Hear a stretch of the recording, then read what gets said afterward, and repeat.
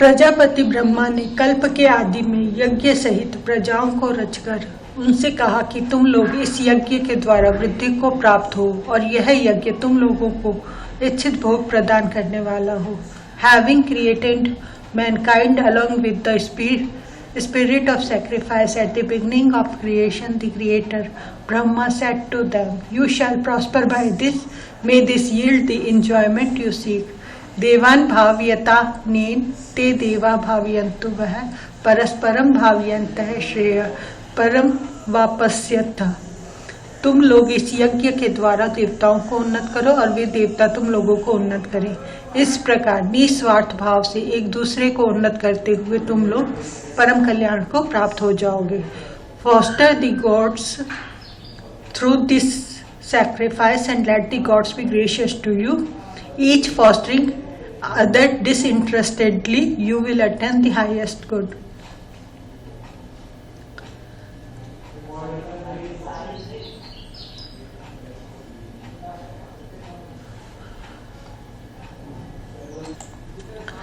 इष्टा भोगानि वो देवा दास्यन्ते यज्ञ भाविता तैर्देतान प्रदायेभ्यो यो भुक्ते स्तेन एव सह। यज्ञ के द्वारा बढ़ाए हुए देवता तुम लोगों को बिना मांगे ही इच्छित भोग निश्चय ही देते रहेंगे। इस प्रकार उन देवताओं के द्वारा दिए हुए भोगों को जो पुरुष उनको बिना दिए स्वयं भोगता है वह चोर ही है। Fostered by sacrifice, the gods will surely bestow on you unasked all the desired enjoyments. He who enjoys the gifts bestowed by them without giving them in return is undoubtedly a thief. प्रसंग इस प्रकार ब्रह्मा जी के वचनों का प्रमाण देकर भगवान ने यज्ञ आदि कर्मों की कर्तव्यता का प्रतिपादन किया और साथ ही उनका पालन न करने वाले को चोर बतलाकर उसकी निंदा की। अब उन कर्तव्य कर्मों का आचरण करने वाले पुरुषों की प्रशंसा करते हुए उनसे विपरीत केवल शरीर पोषण के लिए ही कर्म करने वाले पापियों की निंदा करते हैं। यज्ञ शिष्टाशिनः संतो मुच्यन्ते सर्व किल विषय भुंजते तेत्वघम पापा ये पचन्त्यात्म कारणात्। यज्ञ से बचे हुए अन्न को खाने वाले श्रेष्ठ पुरुष सब पापों से मुक्त हो जाते हैं और जो पापी लोग अपना शरीर पोषण करने के लिए ही अन्न पकाते हैं वे तो पाप को खाते हैं। The virtuous who partake of what is left over after sacrifice are absolved of all sins. Those sinful ones who cook for thy sake of nourishing their body alone eat वंश सिंह। प्रसंग यहाँ यही जिज्ञासा होती है कि यज्ञ न करने से क्या हानि है।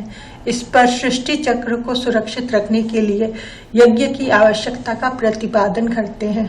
अन्नाद भवन्ति भूतानि पर्जन्यादन्न संभवः यज्ञात् भवति पर्जन्यो यज्ञः कर्म समुद्भवः कर्म ब्रह्मोद्भवम् विद्धि ब्रह्माक्षर समुद्भवम तस्मात् सर्वगतम ब्रह्म नित्यम यज्ञ प्रतिष्ठितम। संपूर्ण प्राणी अन्न से उत्पन्न होते हैं। अन्न की उत्पत्ति वृष्टि से होती है, वृष्टि यज्ञ से होती है और यज्ञ विहित कर्मों से उत्पन्न होने वाला है। कर्म समुदाय को तू वेद से उत्पन्न और वेद को अविनाशी परमात्मा से उत्पन्न हुआ जान। इससे सिद्ध होता है कि सर्वव्यापी परम अक्षर परमात्मा सदा ही यज्ञ में प्रतिष्ठित है। All beings are evolved from food. Production of food is dependent on rain. Rain ensues from sacrifice and sacrifice is rooted in prescribed action. Know that prescribed action has its origin in the Vedas and the Vedas proceed from the indestructible God. Hence, the all-pervading infinite is always present in sacrifice. इस प्रकार सृष्टि चक्र की स्थिति यज्ञ पर निर्भर बतलाकर और परमात्मा को यज्ञ में प्रतिष्ठित कहकर अब उस यज्ञ रूप स्वधर्म के पालन की अवश्य कर्तव्यता सिद्ध करने के लिए उस सृष्टि चक्र के अनुकूल न चलने वाले को की यानी अपना कर्तव्य पालन न करने वाले की निंदा करते हैं। एवं प्रवर्तितम चक्रम नानुवर्त यह अघायुरिंद्रिय रामो मोघम पार्थ स जीवति।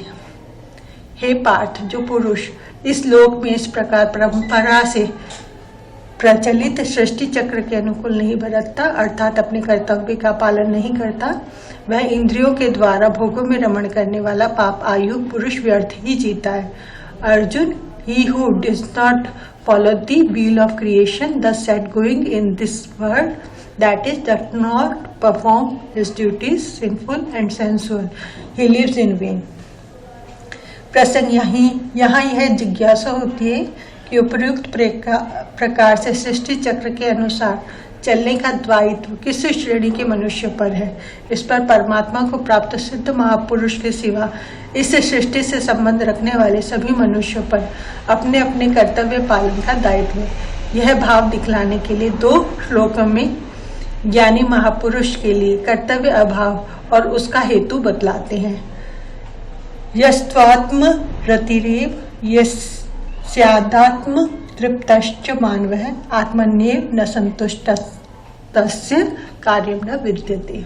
परंतु जो मनुष्य आत्मा में ही रमण करने वाला और आत्मा में ही तृप्त तथा आत्मा में ही संतुष्ट हो, उसके लिए कोई कर्तव्य नहीं है।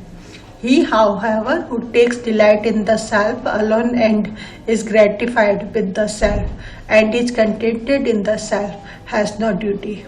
नैव तस्य कृतेनार्थो न कृतेनेह कश्चन न चास्य सर्वभूतेषु कश्चित् दर्थ व्यपाश्रय। उस महापुरुष का इस विश्व में न तो कर्म करने से कोई प्रयोजन रहता है और न कर्मों के न करने से ही कोई प्रयोजन रहता, तथा संपूर्ण प्राणियों में भी इसका किंचन मात्र भी स्वार्थ का संबंध नहीं रहता।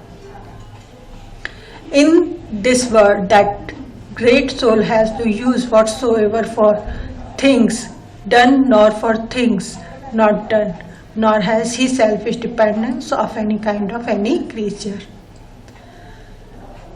प्रसंग, यहाँ तक भगवान ने बहुत से हेतु बतलाकर यह बात सिद्ध की कि जब तक मनुष्य को परम श्रेय रूप परमात्मा की प्राप्ति न हो जाए, तब तक उसके लिए स्वधर्म का पालन करना अर्थात अपने वर्णाश्रम के अनुसार विहित कर्मों का अनुष्ठान निस्वार्थ भाव से करना अवश्य कर्तव्य है। और परमात्मा को प्राप्त हुए पुरुष के लिए किसी प्रकार का कर्तव्य न रहने पर उसके मन इंद्रियों द्वारा लोक संग्रह के लिए प्रारब्धानुसार कर्म होते हैं। अब उपर्युक्त वर्णन का लक्ष्य कराते हुए भगवान अर्जुन को अनासक्त भाव से कर्तव्य कर्म करने के लिए आज्ञा देते हैं। तस्मादसक्तः सततम कार्यम कर्म समाचर असक्तो या चरण कर्म परमाप्नोति पुरुषः। इसलिए तू निरंतर आसक्ति से रहित होकर सदा कर्तव्य कर्म को भलीभांति करता रहे, क्योंकि आसक्ति से रहित होकर कर्म करता हुआ मनुष्य परमात्मा को प्राप्त हो जाता है। Therefore, go on efficiently doing your duty without attachment. Doing work without attachment, man attains the supreme। कर्मणेव ही संसिद्धि मां स्थिता जनकादयः लोक संग्रह में वापि संपन्नु कर्तुमर्हसि। जनक आदि ज्ञानी जन भी आसक्ति रहित कर्म द्वारा ही परम सिद्धि को प्राप्त हुए थे। इसलिए तथा लोक संग्रह को देखते हुए भी तू कर्म करने को ही योग्य है, अर्थात तुझे कर्म करना ही उचित है। It is through action without attachment alone that Janak and otherwise men reached perfection, having an eye to maintenance of the world order to you should take to action।